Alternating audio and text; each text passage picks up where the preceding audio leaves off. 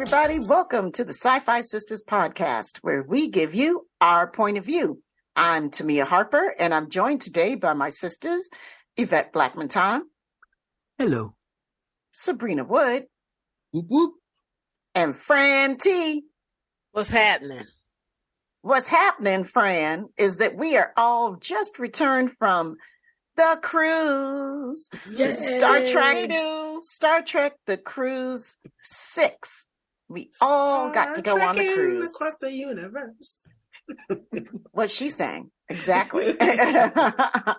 We all got to go on the cruise this year, so I didn't have massive FOMO. And I was really enjoying myself. And so we've got today a little cruise wrap up, and there was some big news that hit us while we were on the cruise, and we're going to talk about that a little bit. But right now, we're just so happy to be together, all four of us. It's been a really good month, right? That we've had a lot of time that we got to spend some quality time together, you know. Absolutely. I was so happy to have all my sisters on the cruise, just partying. It was wonderful. It was so nice to get out of. Well, actually, we went into the bad weather. That was something. That was crazy. So we left, y'all, the cruise left out of Los Angeles this year. And the day that we were we flew into Los Angeles the day before the cruise, and it was cold. I mean, it was cold, you know, it was like mid-Atlantic East Coast cold, not North Atlantic East Coast cold, but mid-Atlantic East Coast cold. Cold to us. Yeah. And then the next day we all get up at the crack of dawn so we can get out to the cruise ship on time. And we're standing around in the rain and the cold. It was even colder that morning, and the wind, waiting to get on this cruise ship. And that was the day that the storm system moved into California, and they actually had snow in LA, which was crazy. We were sailing out while it was snowing there. And that captain decided to put the steam on and get ahead of the storm. We were rocking and rolling. We were like, what is going on? Mm-hmm. Thank God to the captain, right? Yes. Thank you, Captain. So the first day, so this is my first time getting on a cruise, and I was amazed. These three are seasoned Star Trek cruise veterans. So, you know, they were really blasé about everything. I walk in and I'm like, everything is Star Trek. I'm like taking pictures and videoing all over the place. I'm like, look, it's called Mariner's Retreat. So one of the bars on the cruise, the first bar that we came to, the first place that you can sit down and rest your feet and get some food, or maybe, you know, was called Mariner's Retreat. And it was decked out. It had all the drinks were owed names, a lot of names from things from Lower Decks, Star Trek Lower Decks, and had these huge round crew pictures of characters of all the Lower Decks characters in like naval garb, you know, in maritime garb. It was really awesome. It was cute. They did a good job. I'm always amazed. You know, we didn't tell her that. I thought we had let you know. I thought Tamia, you knew that. It's one thing. Well, we wanted to tell person, but to see it. Yeah. To see it yourself is totally different. You know, that's what I mean. Like, you guys are totally like, been there, done that. I've seen this. Oh, that's cute. And I'm like, look, it's Mariner. It was totally different last year. They had all the captains. All the captains. It's the captain's retreat. Yeah, so it was different. Yeah. So who was the first person, who's the first, you know, Star Trek cast member you saw, like walking around?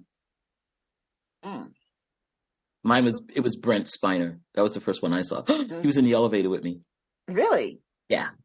Who was the first one I saw? Gosh, I don't even know who the first one. He's acting all blasé. Well, mine was Sirach, so.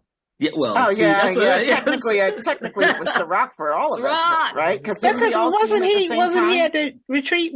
Wasn't he at the bar with us? I mean, the place. No, he didn't come to the bar. It was. I think we had already went to our rooms. I can't. It was like me and Homer. So me and Homer met up with Sirach. Okay. And I saw Sirach. Right. So we were just kind of hanging out in the observation lounge. Right. We were there for I mean, he was there for a long time. Across from the Gorn retreat, the Gorn bar. It was the observation on one side, and the other side was the Gorn bar. What do you mean, like next to it? No, across from it, yeah. Yeah, it was the Gorn something or the other. Across from the observation lounge was the desk, I thought. It was the customer service. Customer service was across from that. Yeah, not the Gorn. Yeah, I guess. The Gorn was up a little further. I think it was, fifth floor. It was up a little further. We digress. Anyway, there was a Gorn bar on the boat, on the ship, somewhere on the ship. I think I saw Armin Shimmerman, but I wasn't like in the same elevator with him, but I saw him like across the way, like I saw him a couple of times, en route. Yeah. So Ciroc wasn't my first person. I just thought about it. My first person was Ira. Oh yeah, that was fun. I came back and told everybody. Yes, he was the first person I saw, and I was like, I stopped. I said, "Hey, Ira, I'm Yvette from SyFy Sistas." He was like, "Oh, we finally get to meet." And he was telling me about, COVID. We just talked about all kinds of stuff, and other stuff.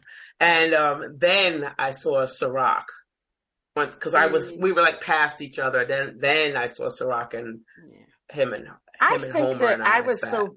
I think I was so busy looking around at the ship and just being like thoroughly amazed by what I was seeing that I really didn't register a lot of other faces. I'm sure.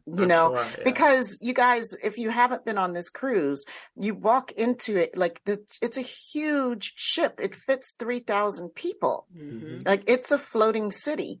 And so you walk into like the main parts of the main promenade stuff and you just look up stories and stories like you're in a huge shopping mall, right? That's what it looks like. It's just layer after layer after layer. And it's ornate and, really shiny. And, there's a lot going on, Squirrel. Yeah, exactly. So it's like everywhere you look, there's something, there was a lot of stimulus coming at you all at once. So it was a lot to take in on the first day. And it was loud. Like they had the music pumping, like as soon as you walked on the boat, it was just like boom, boom, boom, boom, boom. So I was like, oh, okay. Yeah. I guess we're here to party. You look, you saw Star Trek, The Cruise somewhere. It's great. I love it. I love getting on that first day. It's just, you can't go to your room for a while. Yeah. Your rooms aren't ready. So you're all hanging out on, they got the bars. No, the bars aren't open yet.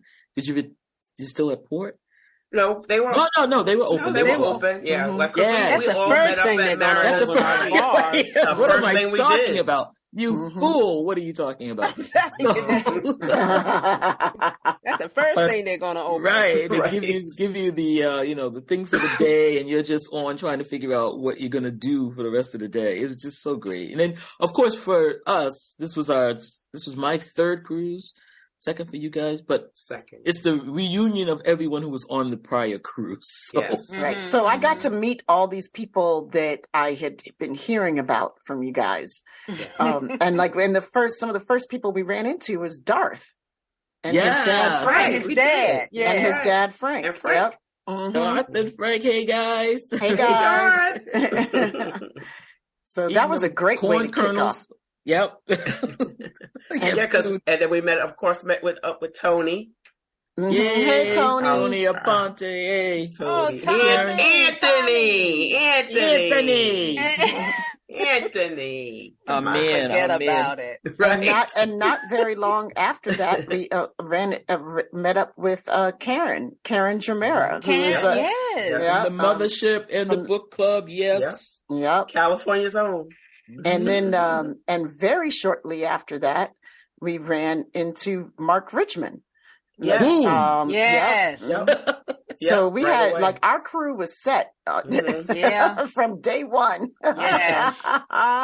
Yeah, sure was. Oh my God. So they had a big party on the first night. It was really fun. They had DJ Storm on this cruise. Oh, wow. All right. Shout out to Storm. Shout out to DJ. DJ saved my life. Yes. That DJ saved my life, not just that last night, but the night before that, and the night before that, and the night before that.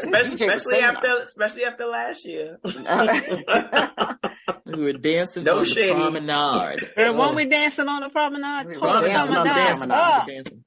Tore the dance floor up. I have the video to prove it. And in pajamas and robes, baby. It was great. Was that the first night? No. Yeah, the first night was the pajama party, the going pajama party. Oh my gosh. Was it the going pajama party? Oh, that was the second night. That was the second night. The first night was just a party. No, the first night was pajama party. Really? Was? Yeah. Wow.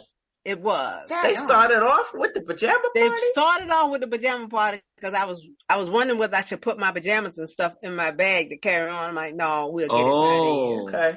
Yeah, it was the first night. So the gala was the second night? Yeah, gala was the second night. Yeah, because remember I took my robe off? Yes, I know. We did a James Brown thing. I remember, you didn't take it off. You gave it to me. Oh, yeah, I gave it to you. I had to take it off to give it to you. So I was like, okay. And then I went back out there and put it on you like James Brown. Like James Brown, that's right. Which I also have the video to prove. Oh, good. That's awesome. That's great for TikTok. And I gotta tell you guys, like the when Sabrina said they put the pedal to the metal on that ship, she was not lying.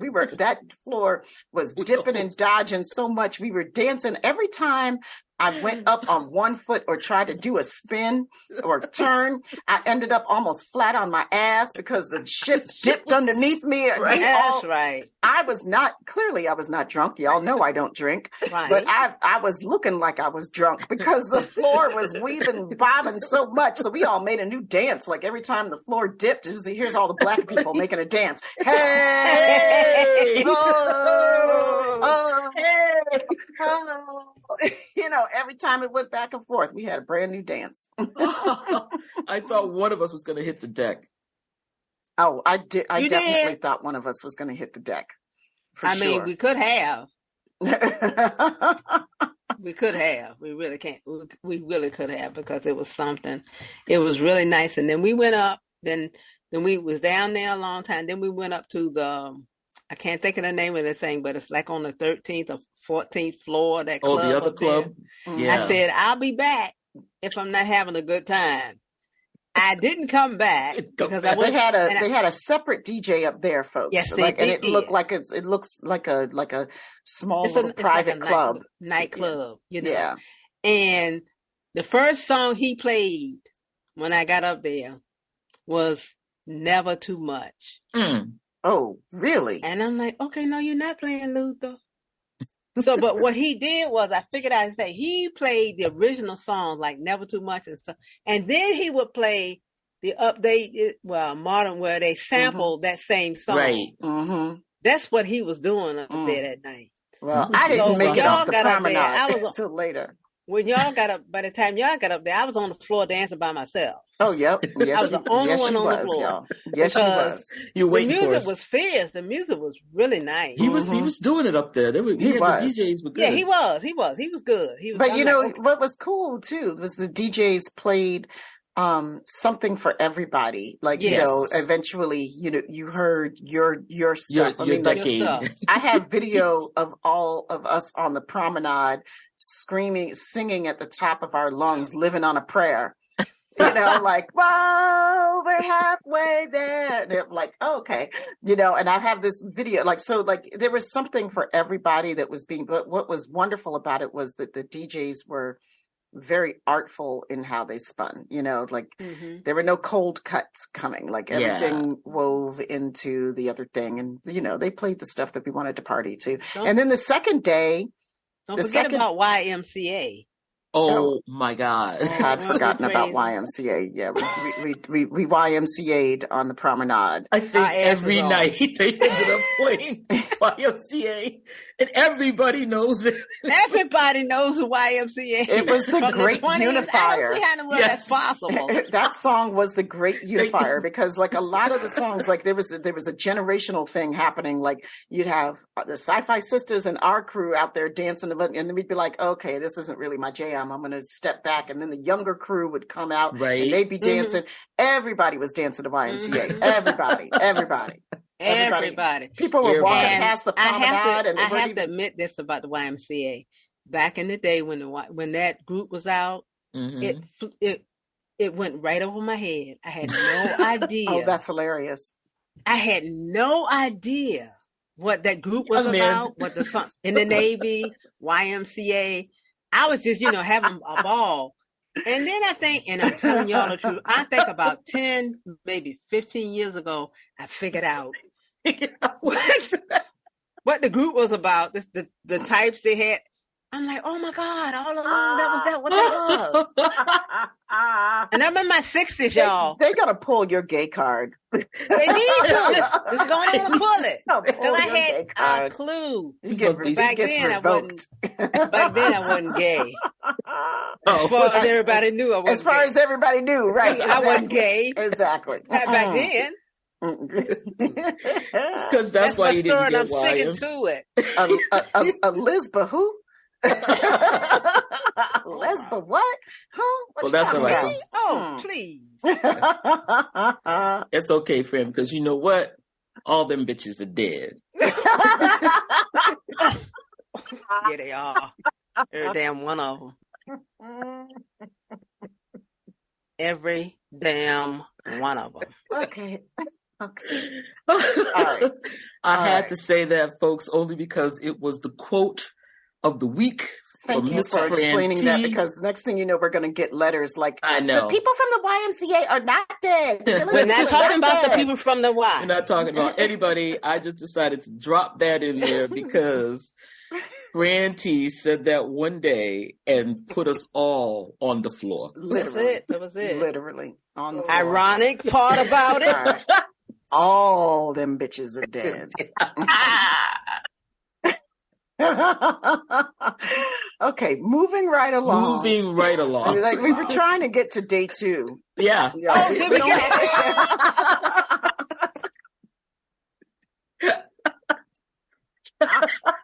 Y'all know what?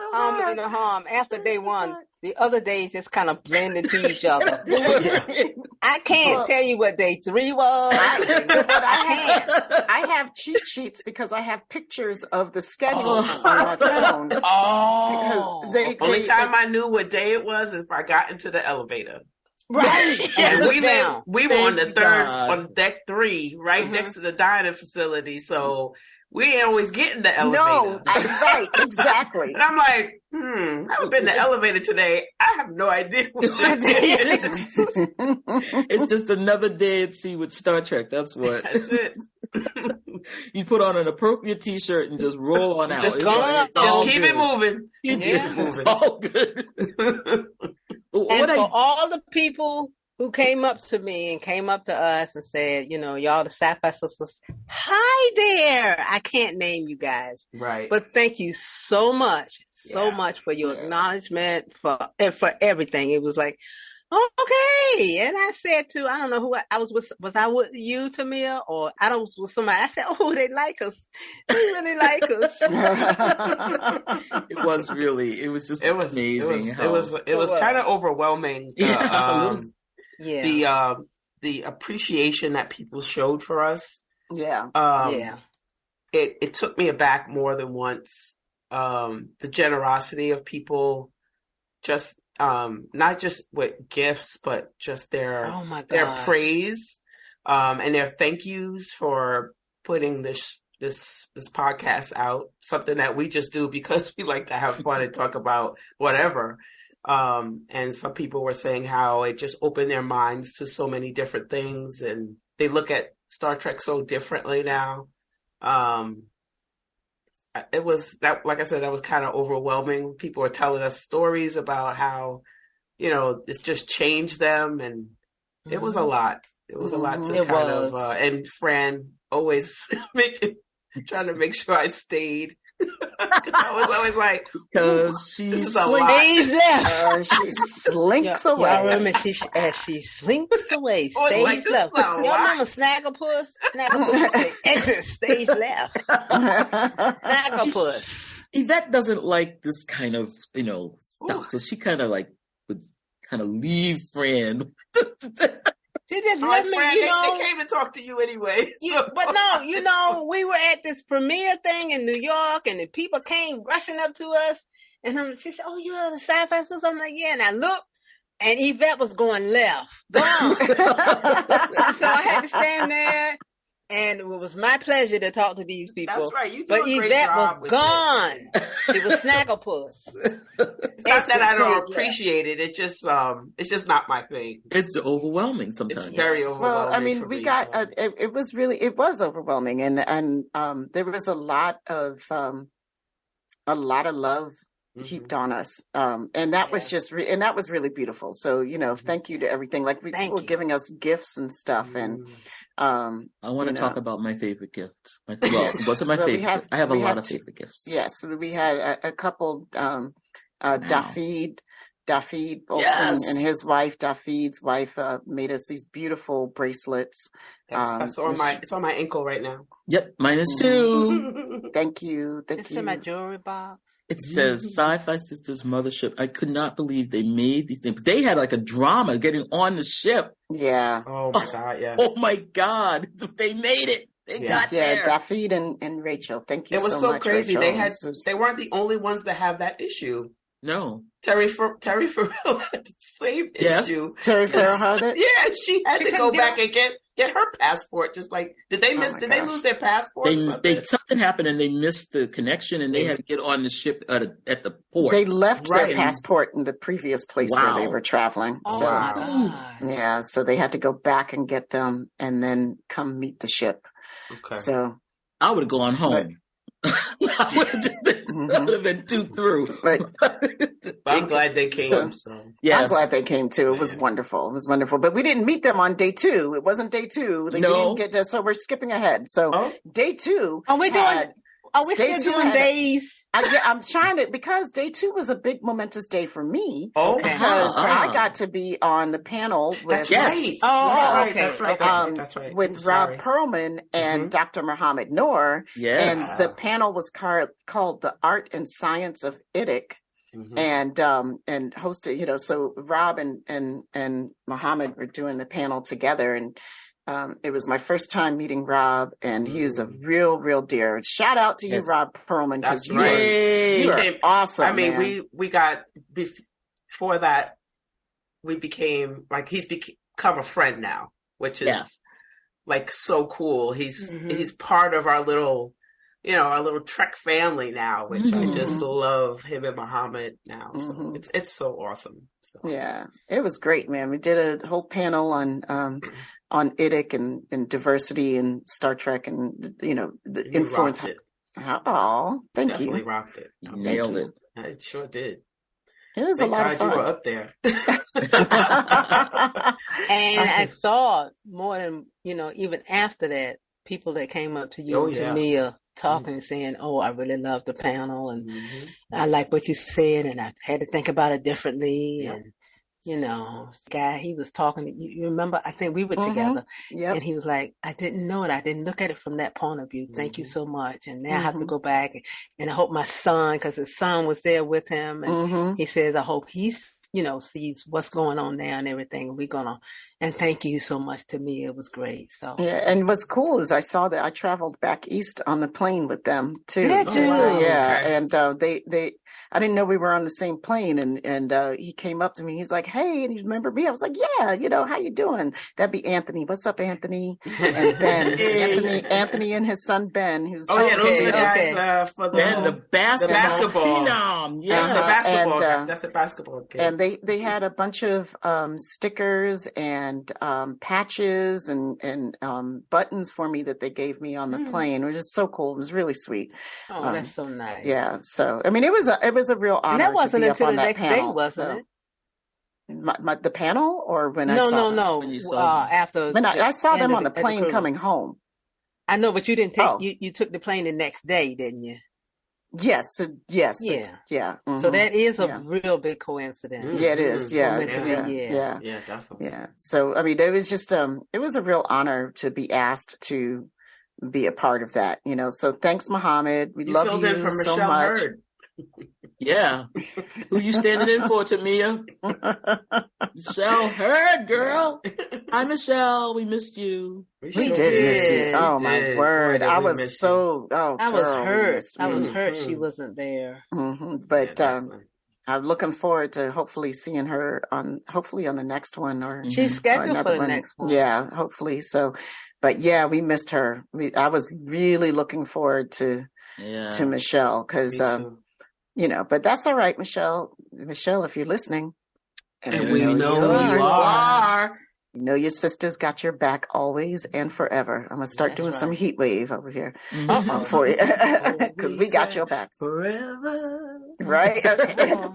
It's moment okay, I'm not going to get charged. We're not going to pay no money. Right. We're not paying that's right. We don't have that type of money. We ain't got no money. What you talking about? Type of money. Exactly. But we love you, Michelle. And so anyway, so that was day 2 was filled. Like, so if you haven't been on the cruise or if you didn't listen to our previous show about the cruise, then I'll let you know that it's like a big convention, but cooler. Like at sea. So there's panels all day long for people to go to. So like on day 2, they had a Voyager panel, and there was Ira Stephen Bear had the man behind the blue beard talk, and there was like a bunch of fun stuff. Like there was In the Captain's Chair with William Shatner. Loved it. Yeah, Sabrina, you went to that one, right? Of course I did. Yeah. Hey, he's still mesmerizing. I tell you, he was hilarious. He just was. I love him. And then they have like fun things. Go ahead. May I add one? They had the VIP stuff, where people paid extra to do.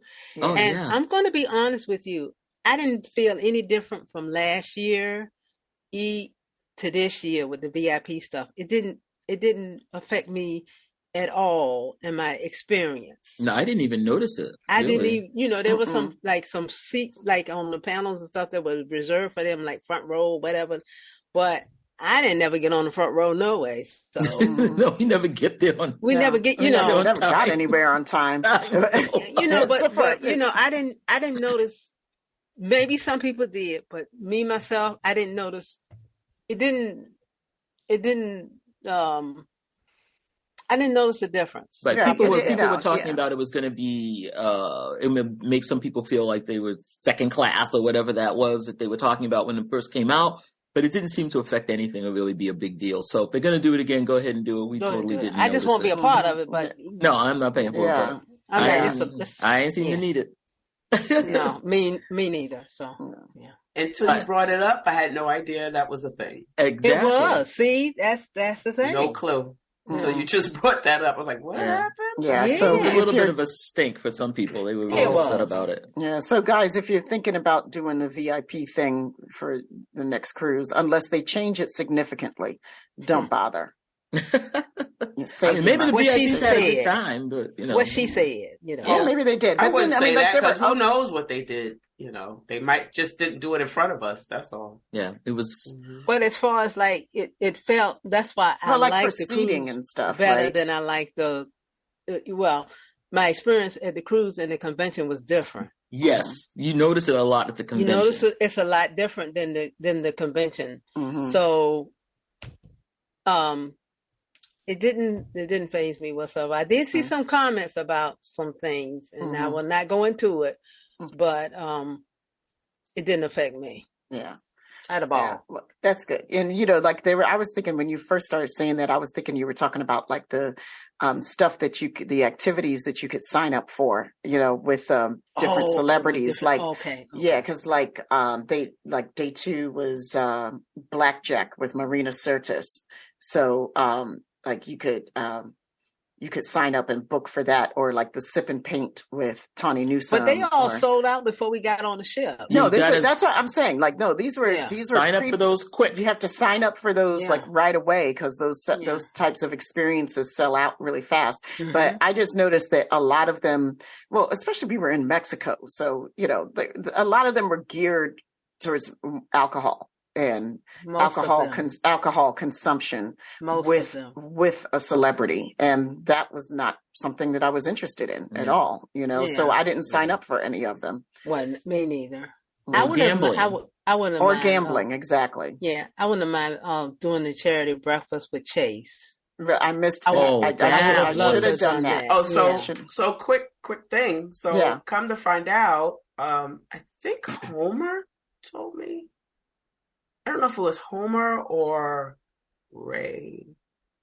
So someone, I think it was Homer, told me that Chase mentioned us. Yes. At the breakfast. It was Homer.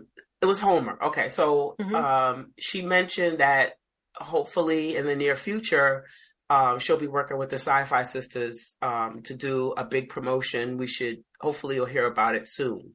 So, she mentioned us. I know I was supposed to go to the breakfast and I kind of thought, I think I missed it. I think she invited me and sent me an email or something. And I was, that second day I was not well. So I missed everything. Like I didn't go to the gala or anything. So I'm assuming that's when she sent it. I just didn't look for it, but she did mention us at the breakfast. So just wanted to put that out. And that was sold out. That had a lot of people there. Yeah. Wow. So we haven't even gotten through all of day 2. Like there was a lot, gala. and there was the Captain's Gala. There was stand-up comedy by Garrett Wong, and there was so much going on, and that's just one day, y'all. There was the Deep Space Nine panel. There was just a lot. It was chock full, and every day was like that. Every day had amazing themes and amazing panels and great activities all day long, or you could just skip all of that and be on a cruise. That was me. Although I did do the Search for Spock scavenger hunt, and I enjoyed that. I met you. I was coming out of the elevator, and you and Mark were going in the elevator. We were searching. And how many Spocks did you find? Oh, I found a bunch, but you had 17 questions. You had to figure out the question to figure out where on the ship the little Spock thing was. And, then when you raced over to that room, it was hilarious because the crew was really helping us because they were telling me one was in the liquor store, and the poor guy in there, I just said, just tell me there's a Spock in here. Just tell me this is the right place. He nods and says, yeah, there's a Spock in here. And then I'm like trying to find it. I'm going through all the racks of liquor and I'm looking all over, and he's like going, you're cold. You're cold as ice. You're getting hotter. You're hot. You're burning up. You're burning up. They were not telling us what these things were. It was hilarious watching them, because as soon as you ran over, you would see their faces going, oh, here's another one. One poor guy, he kept saying, there's no Spock in here. It's not in here. People were running all over the ship. We had 4 hours to find 17 Spocks and then get back. That was it. It was fun. That sounds like a blast. You know what one of my favorite things was of the whole cruise, and I wish there had been one like every night, with the trivia. I didn't think that I would enjoy trivia so much. I'm not good at it, but I really enjoyed it. I got a couple of ones, but I was like, okay, group consensus, because I don't know. I won the first night, so hey. Yeah, you did. I wasn't on your team then. Went downhill from there. Sure did. That's when I joined the team. It was spectacular. We didn't have a vet one night, and I don't know.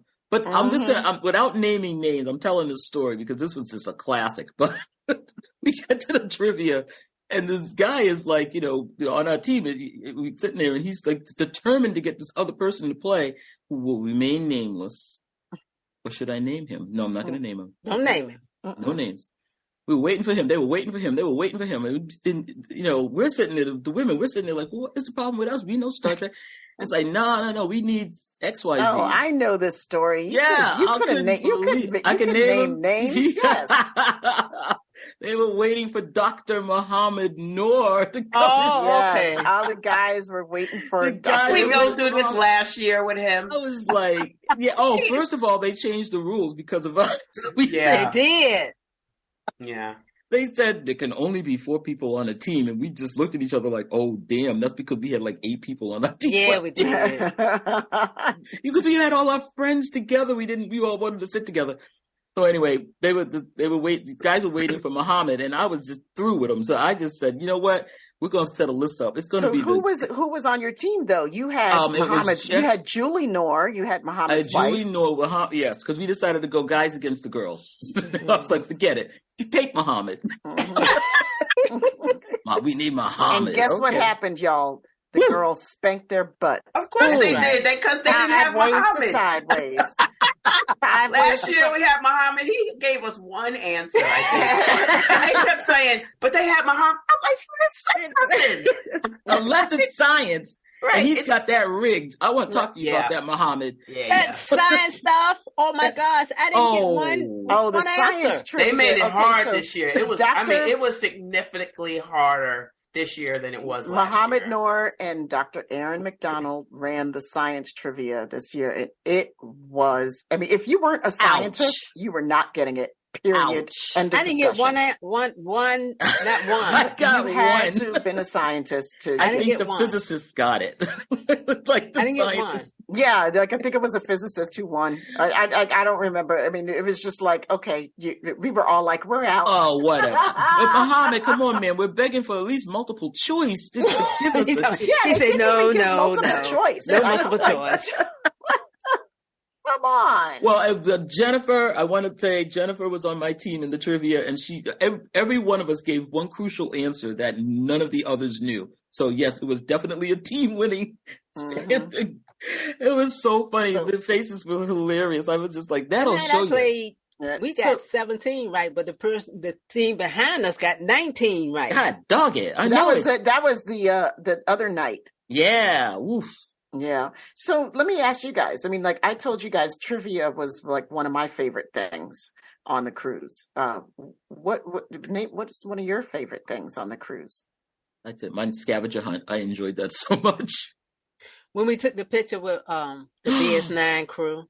That was my favorite because you know what? I'm holding hands with Andrew Robinson. Oh, you were all up in his lap. I was. She was.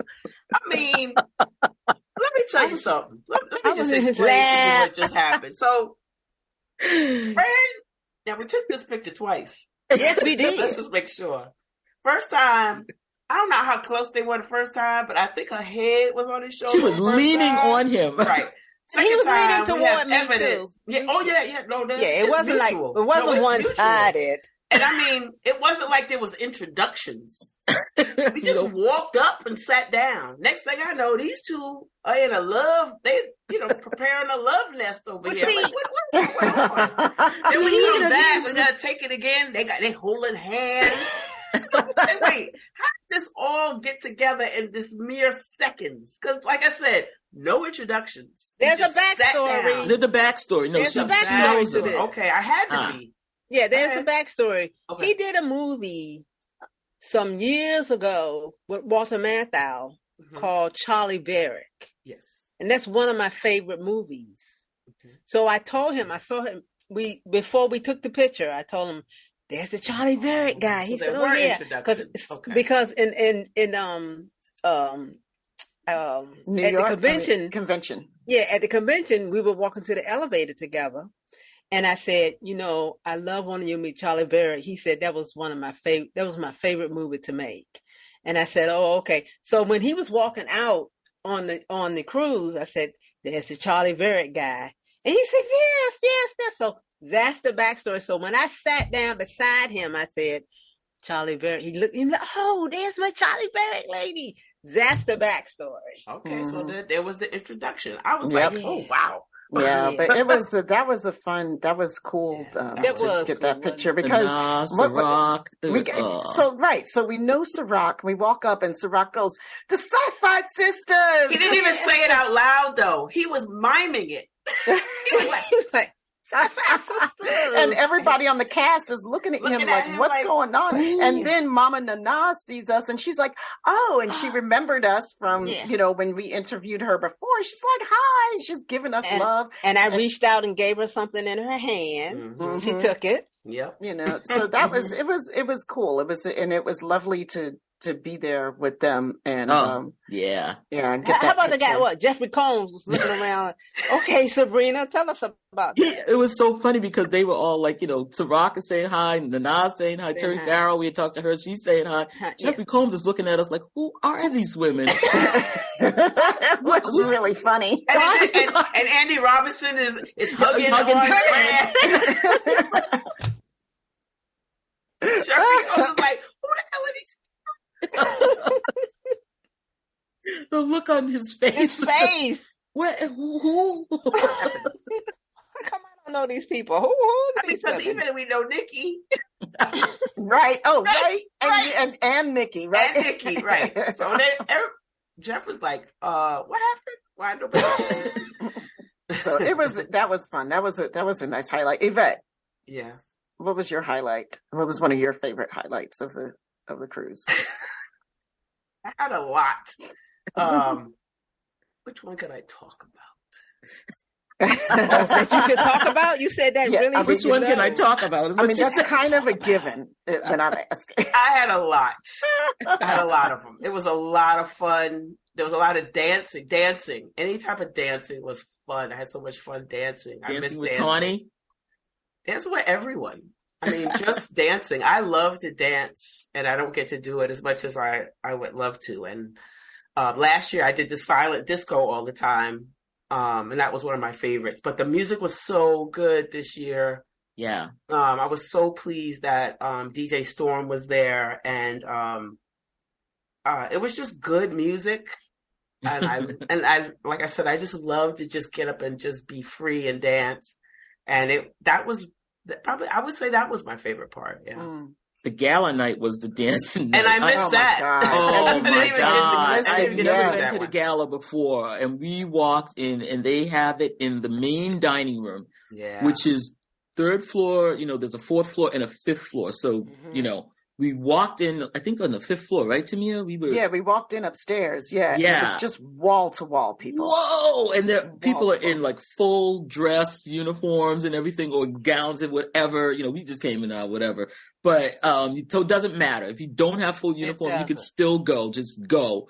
And I think before I wouldn't go because I didn't have a dress uniform. But I just went. It was wild. It was so great. I just dressed up. Yeah, people getting their. It was a blast. Yes, I had dressed for dinner for the captain's we were dressed for dinner, and then I went back to the room and changed out of my nice dress because I knew I was about to go throw down. Hey, and I was not going to get that dress all messed up and sweaty and whatnot. No, thank you. Oh, and everybody goes, "Why did you change?" I'm like, "Because I'm a practical bitch."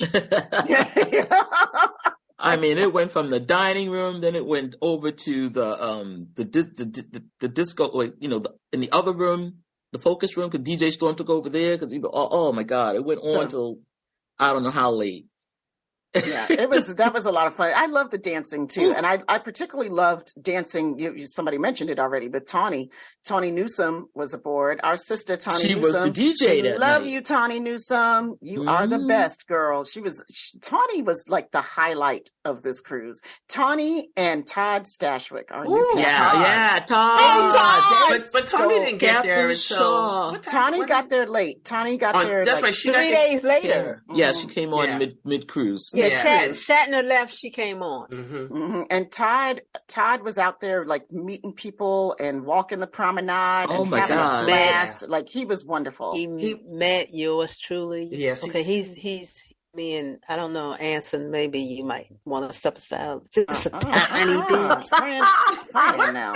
Watch yourself, Fran. Wow. Because Todd Todd was so sweet to me. Where is your gift card, though? This is what I'm saying. We already pulled it. Fran has yet another crush. He pulled it on YMCA. Todd was like really nice to me because I snuck in this thing that I had no business being in. That's right. You crashed. Yes, you did. Don't say what we crashed. Don't say because I don't want letters. I'm not going to say what I crashed. Thank you. But I crashed it hard. And Todd was there. And Todd stood there and talked to me for about 15, 20 minutes, y'all. Todd has dreamy eyes. Okay. All right. So I'm just going to put this out on record that the gay woman on the podcast has more crushes on these men than any of us combined. No, she's gay. She's not blind. Gay, not blind. I know gay, not blind, but I'm just saying. That's what Randy from Lambda Quadrant said. He said, "I'm #just gay, but I ain't blind."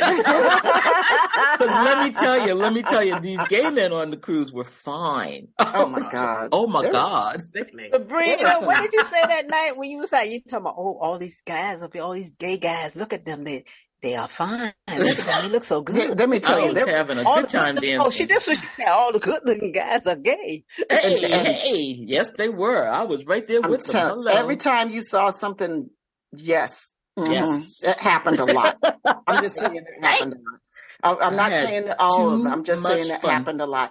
But so I'm still in the midst of my shout out to Tawny Newsome. Okay, go ahead. Tawny Newsome threw one of the funnest parties of the whole cruise, and that was her Beyonce Renaissance dance party that she threw. I am not part of the Beehive, but I don't dislike Beyonce. I just, indifferent one way or the other. Yes. And but that was a fun ass party. Let me tell you, that party was. Ciroc was there. Garrett was there. I mean, everybody. Denise Crosby came up and she was there. Like everybody was there. So Tawny, you win because you threw the party of life. That was too much fun. And we partied all night. Oh yeah. Goodness. And she shouted us out on Instagram and stories. Oh, really? It was late at night, so we kind of missed it, but it was there. We might have been down on the promenade having No, we were still at the party. Oh, we were still at the party. Oh my God, she was doing Instagrams at the party. That's funny. So I mean, it was woof. So I had another one of my favorite moments of the cruise was the cold ass karaoke out on the deck that Ciroc hosted. Karaoke, and you guys, that was great. It was great, but it was freezing. It was one of the windiest days, y'all. This storm followed us the whole cruise, so we only got like a couple of days of warm weather at all on the cruise, and they had this karaoke party out by the pool deck hosted by Ciroc Lofton, and people came and did their karaoke, and there was a lot of really talented. In a damn winter coat. He sure did. Because he was smart. There. He was smart. He was the smartest person. He had a coat for every day. He sure did. Our brother was smart. He was the only smart one. You know what? He's the one who's in the scary movie and then is like going the other way. He's like, nope, deuces, I'm out. No, let's go check out the haunted house. Deuces. Right. I'll catch you tomorrow if you're alive. If you're alive. We were struggling with just sweatshirts, but Ciroc had an overcoat. This dumb one didn't even bring my sweatshirt. I didn't even have I had oh my God. Okay. It was cold. But there were some really great singers. There really were. They really talented people. Very talented. And our brother who did Prince. I forgot Brian, his name. I think his name was Brian, yeah. Was it? I don't know, but big guy. He did his. He had promised us too. Big white guy. He said he's going to do Prince. We were like, what? Yeah, we were like, don't mess up Prince now. Huh? We were talking. He was going to do it. Well, at the first karaoke, he was going to do Prince, and we were like, don't be messing up Prince and da da da da da. We gave him hell. He was like, trust me, I can do Prince, and we were like, okay. And then he did it up at the big karaoke by pool deck. Man, he did the hell out of that. Pour it up. And Band 47, they were terrific because he shredded that. He shredded that guitar up. Band 47 was the house band for the cruise, and they are so talented. They are amazing. They were there last year too. Yes. They are so good, man. I was like, they could play anything and everything. and then do their own riffs. They're so good. Yeah, that was fun. It was Even in the cold. The red shirt zombie night. Oh, that was scary. But I went right after the karaoke. Ciroc also had a basketball competition, which was new for a Star Trek cruise, which I thought was really cool. And he had a big turnout. You know, people. I got there too late to sign up, but I mean, he had all kinds of people signed up just to do, you know, shoot the ball, and it went down to the wire. It was really good, and it was cold and windy. And then they had like the Starfleet cheerleaders were out there. I don't know where they came from. Are you serious? There were tons of them. And it wasn't like 5 people. There must have been about 12 of them. And they were all dressed in their they had pom-poms and everything. I was like, where did they come from? That's so awesome. It was really, really good. Even Jess Bush came out, and she did really well, but she only stayed for one round because it looked like she was like trying out a whole bunch of stuff. So she did really well too. She made it to the second round, but she wasn't there. Like we turned around, like where'd she go? She's another person who was a star of the cruise because you know there are some of the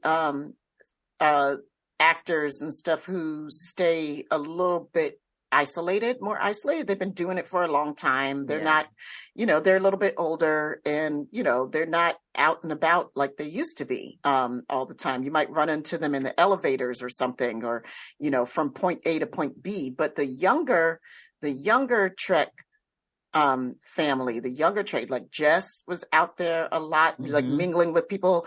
You know who was out mingling with people all the time?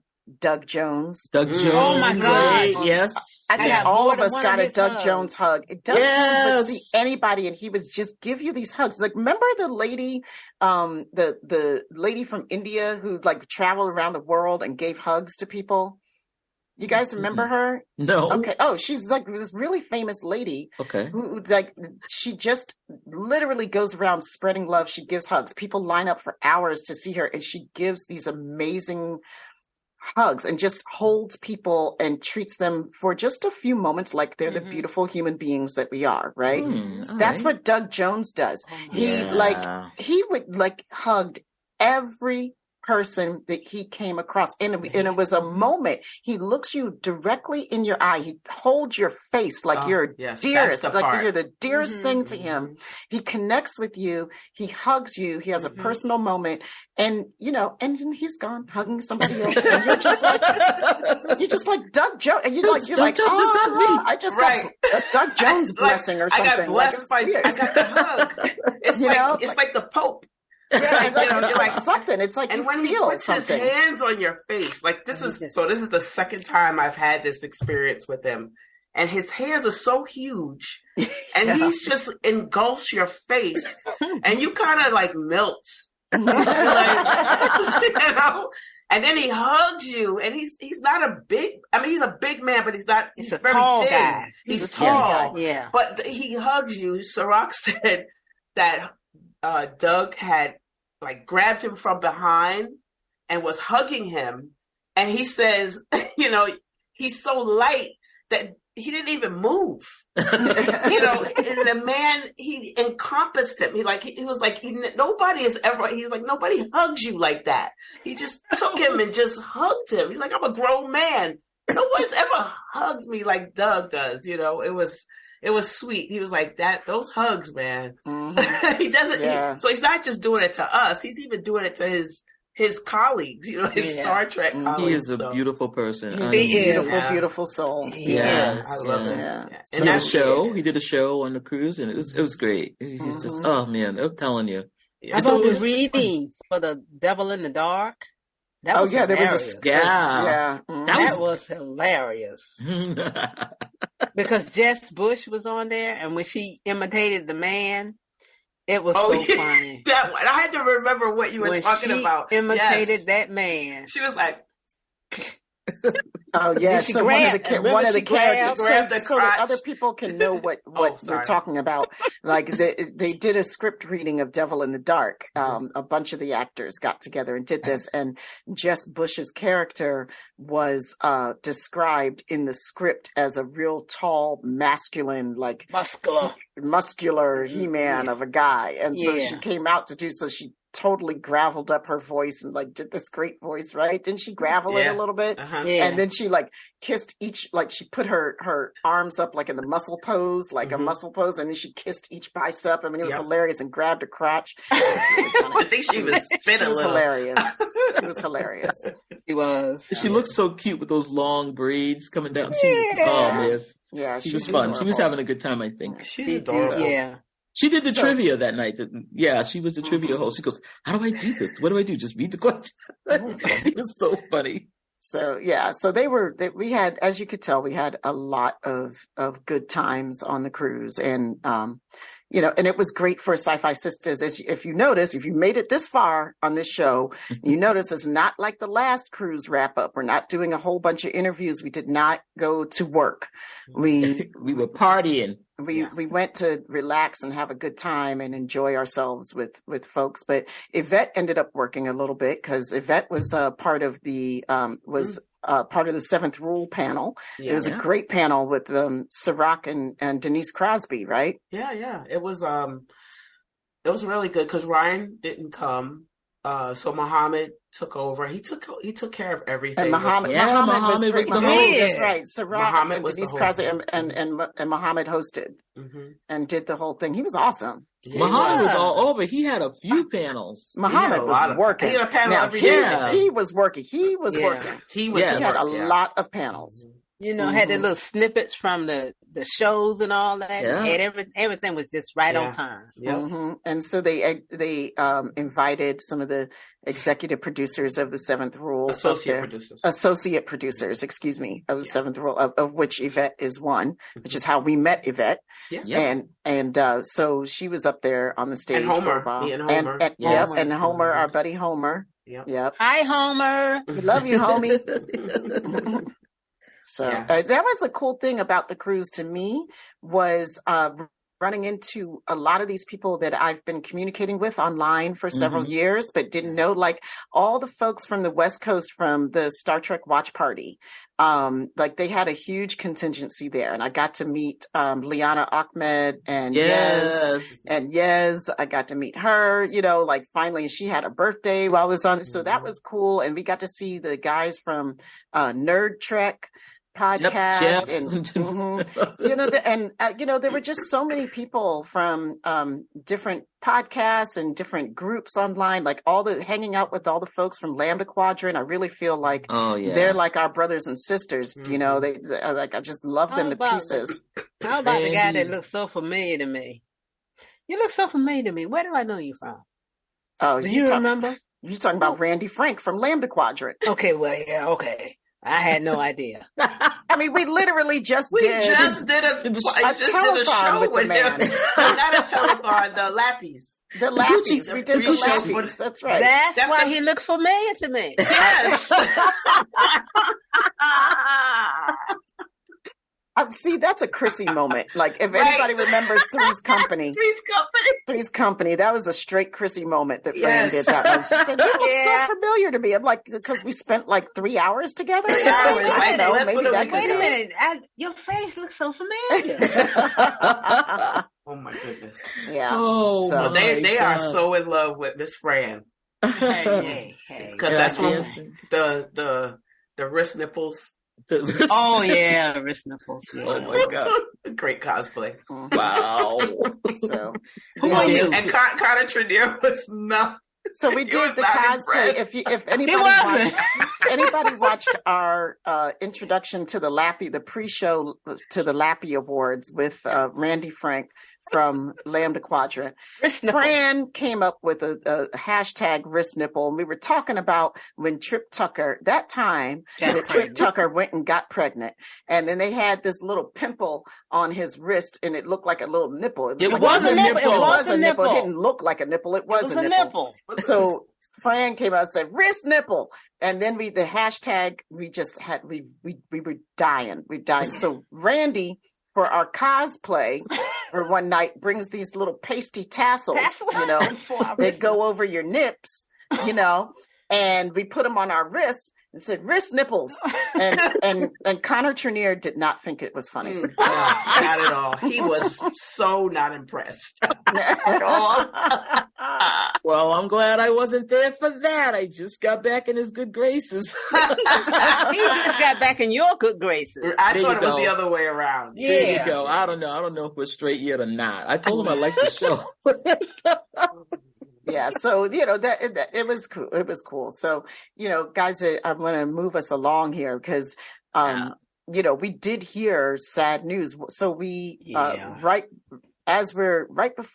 before we went to see Doug Jones's panel, we found out the news about Discovery, that Discovery is going to be canceled after its 5th season, and that they are next year. That they're not going to release it until 2024. And as we've all been waiting for 2023, we've got to go through a whole nother year, and it's going to be our last season. And that, I swear that that it was a gut punch when we heard that. I mean, I couldn't talk. I mean, I felt it physically. I didn't know. I took my breath away. Really? I read it. I was a little under the weather, and I read it, and it was so surreal to me. I didn't think I was reading. My brain tried not to comprehend what my eyes were seeing. I couldn't comprehend that they were saying that. I'm like, this can't be real. I'm not reading this. I was in utter denial and disbelief. Yeah, it would really definitely put a damper on that last day. Everybody was feeling bad about Discovery, but what we wanted to say tonight definitely was we wanted to thank all the cast and crew of Discovery for giving us some of the best Star Trek. Yes, I'm gonna say it. I'm putting it right up there. I've said it before. I'll say it again. Love that show. Love Sonequa Martin Green. We love you. Yes, I can't wait to see season 5. And one of the things that's happening now, and we're reading some stuff about the cancellation, and it's been a bit concerning because you're seeing these articles again, and of course they want to tell you what Discovery didn't do right, and blah blah blah blah blah. But I just want to say, from a different perspective, we want to say what Discovery did right, and why we loved that show. And first of all, because they put a Black woman in the captain's chair in the name of Michael Burnham. I will always love you for that. It took us 50 freaking goddog years to see another officer that was a Black female on the bridge of a starship, and I love you for that forever, Discovery. 3 SyFy Sistas circles in a snap. Hey. Oh wait, 3 SyFy Sistas snaps in a circle. That's the way it's supposed to be. The other thing I want to thank Discovery for doing is bringing the production and visual effects of the new Star Trek to the whatever century you want to call it. But everyone that said things about why did it look so futuristic, why did it look this way, why did it look that way, this was the show. Okay, I am thanking this show for making Star Trek look like it is in the freaking future. Whoever did all of those designs, everybody, all the artisans that worked on Discovery, thank you. It was a beautiful ship. It was a beautiful captain bridge. It was a beautiful, ready room, everything. 10 forward. Oh my God. I loved everything about the way that ship looked, and especially the costume. The other thing I want to thank everybody for is that it spun off Strange New Worlds. So without this show anchoring Paramount Plus, kicking off New Trek, spinning off Strange New Worlds, keeping everything ship shape, you wouldn't have jack. So that's right. Nada. That's right. Zilch. And I just want to throw that out there. We love the show. I am devastated that it is not going on. I understand that as it was in production right now, Discovery was making money, and it was a very popular show. I really think that this is not a testament of the writing or the show, as much as people want to say that, I think it's just it's just a matter of hard dollars.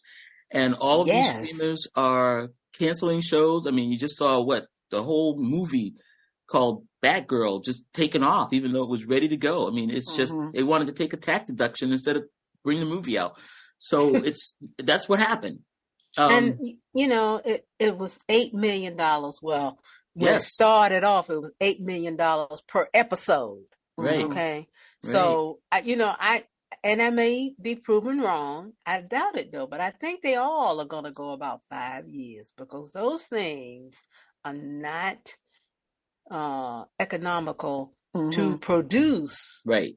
To produce, write, star, film, all of that stuff.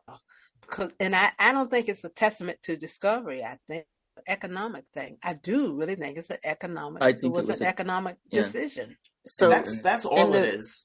That's all it is. Because, like you said, I believe that this is not the 90s. There's not 26 episodes. There's not going to be 7 years. You're talking about streamers, not networks. Right. 5 years is a long time. There are others that last longer. They're usually comedies, I think. So you're talking about a movie, low budget, very low budget, low reality. They always TV have to be crap, right. You're talking about a movie every single episode, right? Who can sustain that? And then you got all these other shows that want to come on. So Discovery was the flagship. It is the flagship. And I think that I do trust that there will be a satisfying ending where it's not going to be like Enterprise, because that is my worry. My worry is that it's going to be like Enterprise, because like I said to you guys before, I don't believe that's going to happen. Okay. But that was my worry when I first heard it. But I do believe the one thing that makes me mad is that they've thrown this cast in the 32nd century. And they've erased the knowledge of them in the Star Trek universe. So we will never hear from them again unless there's another show that's going to be in the 32nd century. And I don't see that, because they've erased them. Yeah. So unless you go back before Discovery started, originally, that's the only time you're going to hear about this crew. No one's going to talk about them in the century that I think they're going to stick to, which is the 25th century. Well, you could always write in a mole, like there's always a leak somewhere, Yeah, but that's fine. That's a mention. It's not an absolute. I think but that's a mention. That's not bringing somebody's bringing the characters back. That's what I'm talking about. You can mention it. There's always going to be a mention, like a mole. I mean, Spock is going to be mentioned all the time in Company. They can all talk about it on Strange New Worlds, but you can't bring these characters back. Yeah. Sonequa Martin Green could never come back to Star Trek. Right. Because she is, this is her show. So she can't come back. Unless they do something different, which we don't know yet. No. Time travel the thing is, it is entirely possible that could happen, or it's impossible that they could write it a different way too. I keep saying we still have not had the last short trek explained. Right. Well, exactly. Calypso. Right. And I think that's going to be the ending. They're going to put that in there because from everything they're saying, I think even Jonathan Frakes said in that interview that they're going to work on an ending. They're reshooting some. Yeah. So there'll be an ending. So when, I'm sorry, go ahead. Okay. So when I first heard the news, we're sitting around, we were at the Niners bar on the cruise ship. And like, I swear I felt like I wanted to cry, and I was just mad as hell. Like, I mean, I was just really, really mad. Like, God damn it. We just, it took us 50 years to get our Black woman at the helm of a boat, and now you're canceling her, and I just felt so angry. And I was like, we're going to start a letter writing campaign and da-da-da. And I even came home with that, and thinking that, but I've come to some acceptance around it. First of all, like, for all the reasons that have just been explained by my other sisters, right? I think it's not like Trek of yore. Now, if we were like 3 seasons and they wanted to cancel, oh, hell yeah, I would be mobilized, you know? I think we're good at 60-something episodes. That's they got a 5-year mission. I mean, Kirk did get a 5-year mission. Right. Oh, I did. Think about it that Enterprise way. didn't get a 5-year mission. Right. A 5-year mission that's great for Star Trek, I think. I just don't think any of them are going to go past 5 years. Not if we want more Trek. There's no way they can sustain that. Right. They can't. Not now with the cost of these shows. So, you know. And they're all year by year, so you don't know what else is going to... I mean, four Lower Decks is going into season 4 already. Right. Okay, but they're animation, and they don't cost $8 million an episode. Right. It costs a lot. They do cost a lot. But they cost a lot, but it's not... They cost a lot. It's not that, but they do cost a lot. I mean, I think Prodigy costs more than Lower Decks. But the look is different too. Yeah, but you know, you cancel Discovery and you save yourself, you know, $238 million. Right. That's another show you can. That's another show you could produce. Another show. You know, I'm grateful for Discovery. Like I'm grateful also for Discovery has given us the most representative cast ever in a Star Trek show, and I have new friends because of this show. I have new understanding about some of my friends and what they face on a daily basis in their existence because of this show. And, you know, we have each other because of this show. You know, I seriously owe everything to Discovery and to Sonequa Martin Green. You know, so I thank them forever for being unapologetically out and proud and everything in all ways, right? And everything that's good with this word and really truly embodying IDIC. Yep. You know, more so than I've seen any other Star Trek show do. Yeah. Yes. You know, I mean, we stand firmly in our philosophy on Discovery. Yeah. As you guys know, Discovery is not like one of my favorites, but as you also know, I love the idea of Discovery. I love what Discovery stands for. Absolutely. I love that people just find themselves in that show. You know, people who never found themselves anyplace else, they find themselves in that show. Like you said, it is IDIC. That is IDIC. That show is nothing but IDIC. I mean, no other show comes close to it. And I love the fact that it came out. I don't know. It's just the fact that it was there, that it started all of this. Because like you said, like I've said many times, if it wasn't for Discovery, there's no Picard.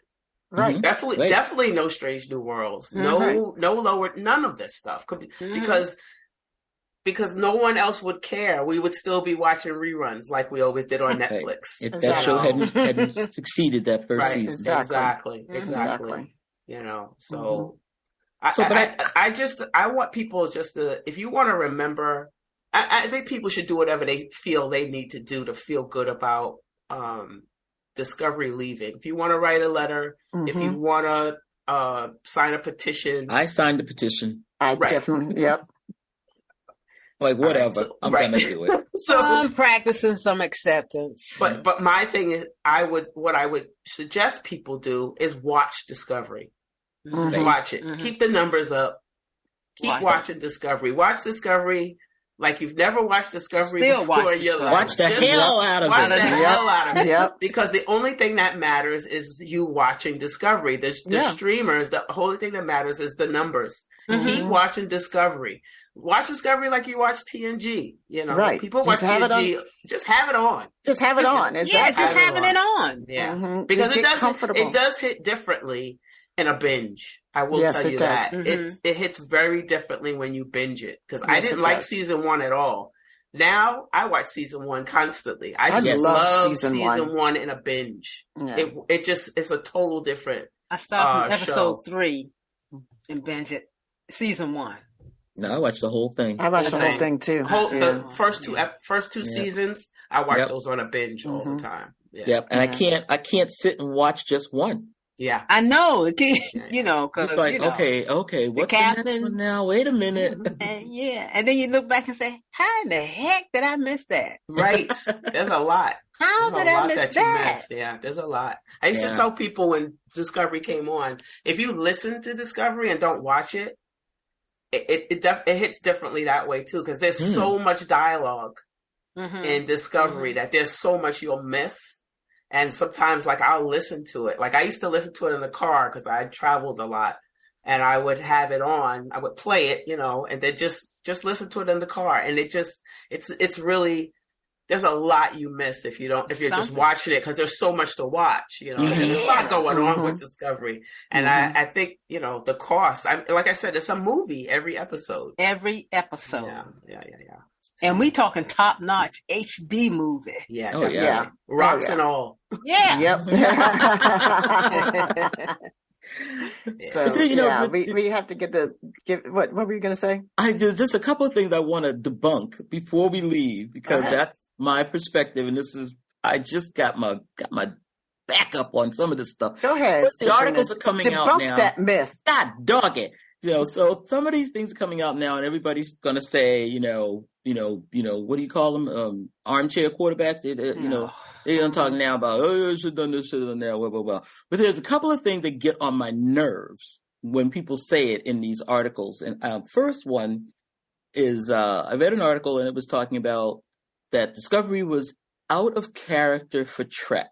And the thing that they said that was out of character for Trek was that Spock never told anybody that Burnham was his sister. And I just said, you don't watch Star Trek, because Spock, that is his M-frickin-O. Oh, right.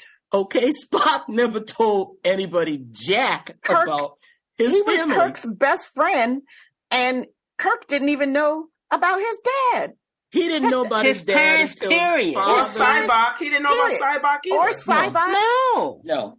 Spock was standing there on the door of the shuttlecraft thing. That's right. And they introduced Kirk to Sarek. He said, this is the ambassador to Vulcan, blah, blah, blah, blah, blah. Then there was all this, shiggity. He wouldn't give him the hand signal, nothing. Kirk is looking at this like, what's going on? And then finally, Kirk asked the man, do you want to go visit your parents? And that's when he said, the ambassador and his wife are my parents. Okay? So he didn't even get off of it when the man was standing right there in Kirk's face. All right, that's how mad I get. He didn't tell anybody about Dupree. He just let That's right. I am telepathically connected to a woman that I'm going to have to marry. I mean, you know what? You could have gone and put your vacation time on the calendar and saying, I'm going to go into, I got to go back and get married. I'm going to go into Pongfar on this year. You knew it was coming. Put it on the calendar. No, we got to take the ship and divert it and everything because you ain't telling anybody this is your girlfriend. Okay. Right. You didn't tell anybody you had a half brother. So why are people surprised that he never told anybody he had an adopted sister? Okay, it is complete Spock MO. Yeah. Other thing I want to debunk. Somebody said in an article, and this got me because this is personal. This hit personal. They said, here's the sentence, I'm quoting. Only the basest lip service was paid to sci-fi pseudoscience. Oh, what? Dr. Muhammad Noor, I'm sticking up for you, and Dr. Erin McDonald. You don't know how much time they spend to get the science right on this show. So whoever wrote that sentence, you are not my friend. No. Not mine either. Get it straight. There is some technobabble, definitely. But for people who are sitting here watching a show that has subspace, there's no such thing as subspace. So if you can get past subspace, get past discovery science, okay? Last thing I want to get off my chest. I was reading this. I'm like, you people are so wrong. I don't even know where to go with you. They said that Star Trek had fantasy machines. And I'm like, you're talking about the show that gave you all the 3D printer from the replicator. They've given you the flip phone from the communicator, and they've given you the iPad from the pad. So whatever fantasy machines come out of Discovery, you will be using in 20 years. So, and that's the shiggity I wanted to just straighten out. There you go. That's the shiggity corner right there. That's the shiggity corner with. Oh no, I got one more Wood. shiggity. One more shiggity corner. Okay. That's right. They said, the person said in this, there was a lot of shit in this article. I just was like, God dog it. They said, number one, they said that they never figured out where all the 7 signals were in the second season. Yes, they did. Yeah, they did. They did. So go back and watch the second season, whoever wrote that article, and all 7 signals. All 7 signals were identified. And I mean, she even went over them again in the last episode. Thank you. Yeah. Okay. So if you're going to write an article, please get the facts. Actually, watch the show. Yeah, watch the show. Know the show that you're talking about, and last slap to people that don't write correct facts was they said that, oh well, this show was wrong because Discovery had the spore drive. And the spore drive, if they had that, why didn't all the rest of the ships get it? And blah, blah, blah. And they would have changed all. And the reason why they had the spore drive is because they didn't want to actually trek through space. And I'm like, listen, fool, the spore drive, it's an experimental ship. There was only one spore drive. It could only be flown by Stamets. You have to go and watch the show. The Glen blew up. The Pegasus is stuck in a rock. They have been trying to do this forever. And they don't have another ship that can do that. That's why they're aboard her. It's a scientific vessel. God dog it! Watch the show, people. Okay. So, and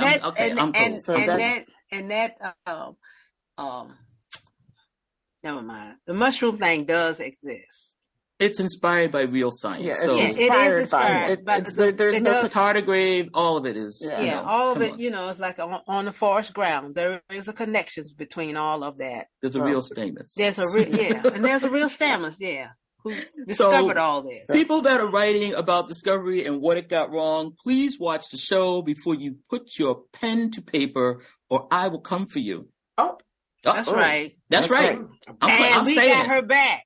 Hey, that's how we started, friend. That's right. That's right. Don't make us cut you. Don't make us come over there. Wait, hold on now. Don't make us come over there and cut you. Yeah. Okay. We're gonna end this show.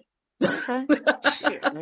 It's getting a little personal. Yeah. Hot. People talking about they got cutting. personal and they were wrong. We ain't cutting nobody. No, we're not cutting anybody. Thank you very much. Come at me. Let's make that very clear for legal reasons that nobody here is making threats of any kind on towards the air. anyone. For entertainment purposes only. Come and get us. I do want to say thank you to the person that made us a necklace, though. You didn't name him. We weren't done. And, okay. There's a couple of people that still need a couple of shout outs. Oh, all right, good. That I don't know if maybe we can just pop it in earlier or something because got some people that we missed. One of them, before we get to the necklace, I really want to shout out Brad Winters, producer of Lower Decks, because he was awesome to us. Hi, Brad. Yes. Hi, Brad. We love you, Brad. You got some sisters who love you. And that's because he was so generous with his time with us all the time. And yes, there are 4 sisters. There are 4 sisters. There are Brad. 4 sisters. Now we can get to the necklace because this is the dopest gift that like anybody has personally given me. So our friends Josh and Chena Klein. Josh Klein is a silversmith from Colorado, and he made us the most beautiful gifts. The name of his company, his place of business, that he owns, but that runs with his mother, is called Ouray Silversmiths, and it's Ouray. And so Josh had met the sisters on the previous cruise, and said he was going to make something. Yep. And he came back came back with something, didn't he? Oh, wow. Yes, he did. Beautifully wrapped. Oh. He made us handcrafted individually for each one of us a silver representation of our logo with an amethyst in the center and had our names etched in the back. It was beautiful. Each one of us has our own necklace. It's really a beautiful, beautiful gift. And Sabrina and I started crying. We did. I cried. I believe that. I believe that. I almost cried. Thank you, Josh. It was so beautiful. That was so thoughtful. And I wear it every day now. I do. Yvette has the tattoo, but I have the necklace. Yeah. I have the necklace. I'm like, I don't have it. I can't get another tattoo. So, this is as close as I can get, That was so beautiful. Thoughtful. Mm-hmm. Really thoughtful. Oh my gosh. So and leading up to this, so I had been in contact with Josh, I guess ever since we were on the ship last time, and he was asking me about just the SyFy Sistas, and I was saying, Josh, what kind of gift are you talking about? And he was like, it's going to be a surprise, but it'll be great. I'm going to do something. And he goes, please send me the logo. And I kind of forgot. It was like 2 months before I even sent it. And I was like, well, here's the logo. Whatever you do, I appreciate it. And, we're willing to, compensate you for whatever you do. He goes, no, it's a gift. I don't need any compensation. I can see him saying that. I was like, no, I didn't mean it that way. But, I was raised right. You offer. And every once in a while, he would contact me, goes, I'm still working on the gift. And I'm like, oh, okay, great. Thanks. I didn't know what it was going to be, honestly. And then he showed up with this necklace and this pendant. And I was just blown away by it. I was like, wow. Man. I mean, and it's silver. It is the etching of the woman's face and afro. It has texture to it, which is the part that I love the most. Mm-hmm. And the detail and the thoughtfulness of it. Oh my gosh. Was just, like I said, I think earlier, it was overwhelming, the love and support and gratitude that we got on this ship by people the first day. It's very overwhelming to me because, I don't know. It's just overwhelming that people think of us in that way. That, oh, here, I want to make this for you, Mm-hmm. So, and then make it. And then make it, right? and then make it beautifully, You can make a bunch of stuff, but the passion and the artist, his talent that went into that. Oh yeah. I don't know what, and I haven't worn it yet because I'm so precious sometimes. I have problems with my skin, so I have to be careful what I put on it. And so I don't want to put it on and then have an allergic reaction and then I can't wear it. So right now I'm waiting until I go out to something special and I'll put it on for the night, but I'll take it right back off. So I won't be wearing it all the time. But I definitely am so grateful for it. I think it's just a beautiful piece, and it's something that my children have seen and like, ooh, and I can see it in their eyes going, well, who's getting this when she dies? Like they do all my jewelry, so, who are you leaving this to? And I'm just looking at them like everybody wants to kill me off for stuff. I'm like, and we had I just really enjoyed hanging out with him and his wife, China. And China, I just realized that your name is China and my cousin's name is China. I'm calling you your name on the ship, but I'm just and then I'm like, no, and it's spelled exactly the same way. Oh, wow. So, that's yet another heart connection there, but, the love that people showed to us, was just really wonderful. Like, and from everybody, from the different actors and celebrities that we met who gave us a lot of love and support, to people who are listening to the show, who would like every time we'd wear our t-shirts, the pictures with SyFy us, Sistas, people would be like, SyFy Sistas, I listened to you. Oh my God.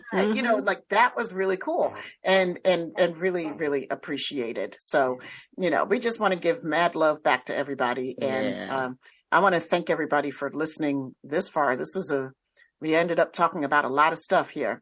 And, and it's nice to be able to share it with you all. And we hope that we've encouraged some folks to take that journey next year with us and coming back come to on Florida, board.